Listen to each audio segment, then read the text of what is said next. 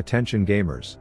I'd like to start this video off by saying Moe's is better than Chipotle, and it's not even close that fart-inducing queso inconsistent portion grizzly steak diarrhea distributor can suck my Okay, so my mission as a League of Legends creator from day one has been to get rich, like turn my donations off rich, like hold a begathon where poor people give me their money rich, like have OnlyFans models hang around me for my personality rich.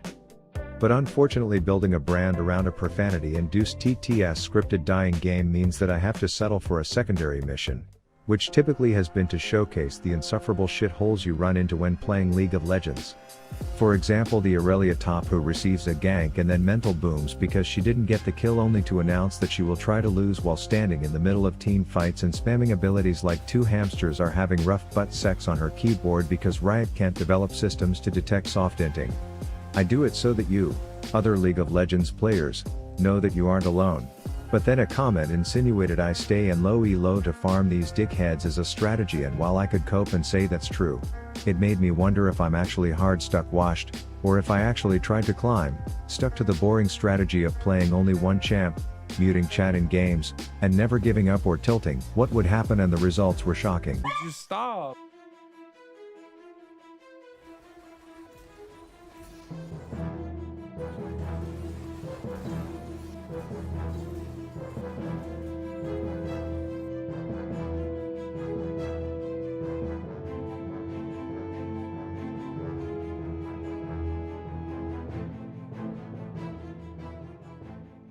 Yeah, Miss Fortune is the easiest champ in the game. She's literally made for bad players to stomp for a few reasons. Her passive makes last hitting and tower farming at level 1 easy as shit. The movement speed that you have just all the time on her W hides your bad positioning like the government hides the Epstein files. The little bit of skill around splattering dead minion guts onto enemies does stupid amounts of damage. Your ult wins games.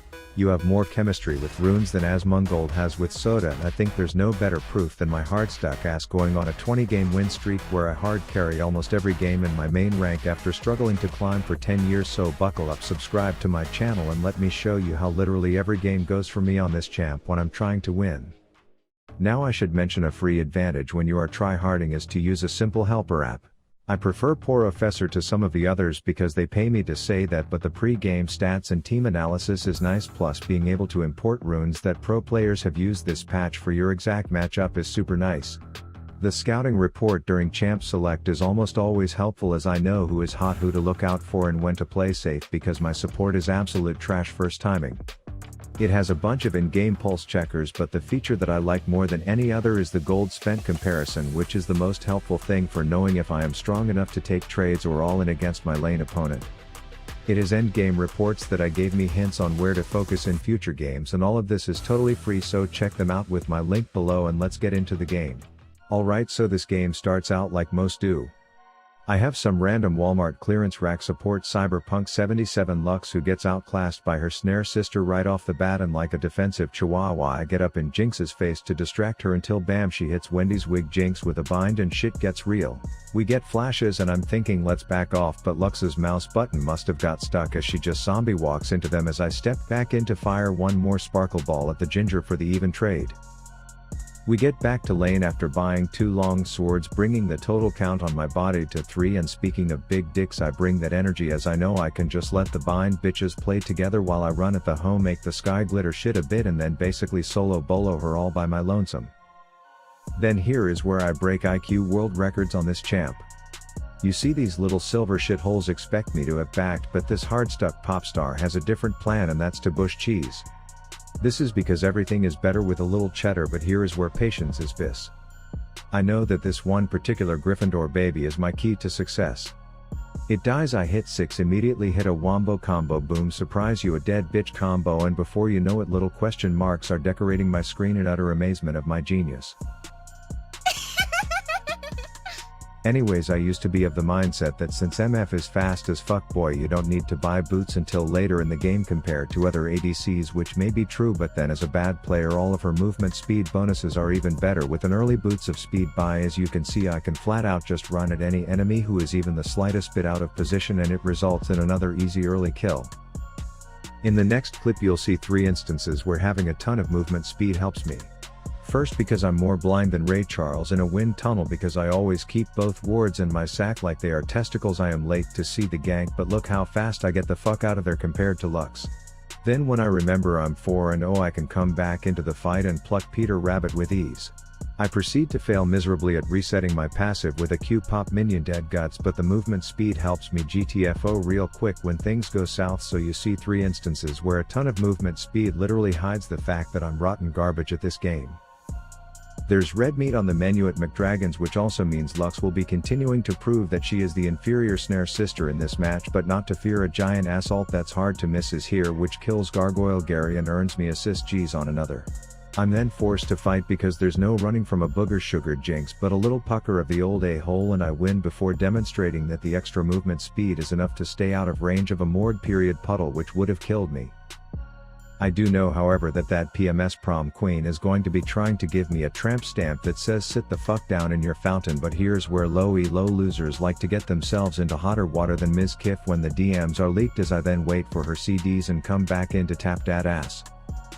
My team continues to fight and I always try to be fashionably late, but the best part of grouped up teamfights is that sometimes I will cue a target and then get pleasantly surprised when it bounces to an enemy that I can't even see and they die.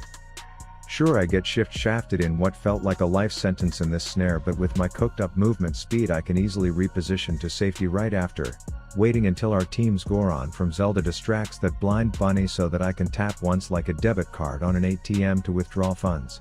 I then finish off the sequence by making sure Morg describes both their support's name and location. I typically snowball every game, which means I hit a capital D deadly power spike well before others, while my crazy movement speed makes it look like I actually know how to dodge. Soon enough it's just Piltover Galio who thinks forcing the 12-0 ADC to auto-attack him is an intelligent decision in this particular case.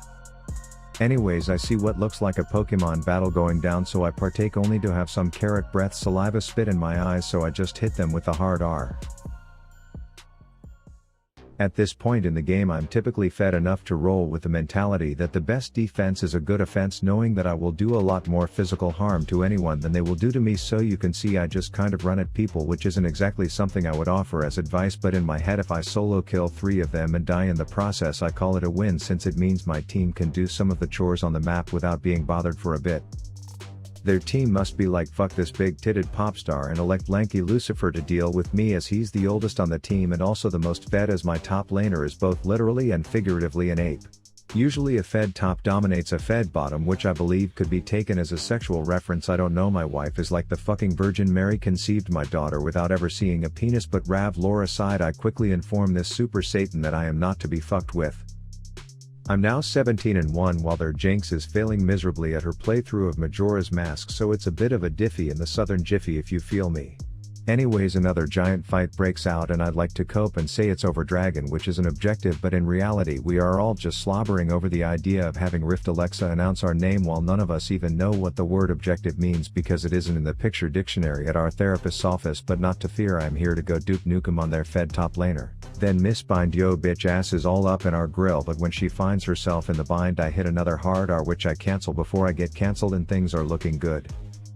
I will say the one weakness in this otherwise flawless champ is that she sucks at killing monsters compared to other carries, and she tickles tanks, so it's recommended that you find this lord named Dominic and request he give you his regard. As you can see, it made bitch slapping this bruiser much more effective in this last fight. Anyways, we stomp back and forth in the back of their base like it has more views during Twitch drops on Rust than us, as I can 2-tap pretty much anyone on their team, and when they do outplay me I just push my ult. I dig around a little more to pad that fat KDA, knowing I will be making a video on how insane this is and I want my stat lines to look good for the camera.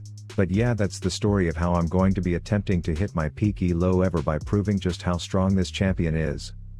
If enough of you check out my second channel, Boosted Betty, I may consider posting a game a day on there so you can keep up with how long this win streak climb lasts and when the MF tech falls out. But for now, brush your teeth tonight. Rav out.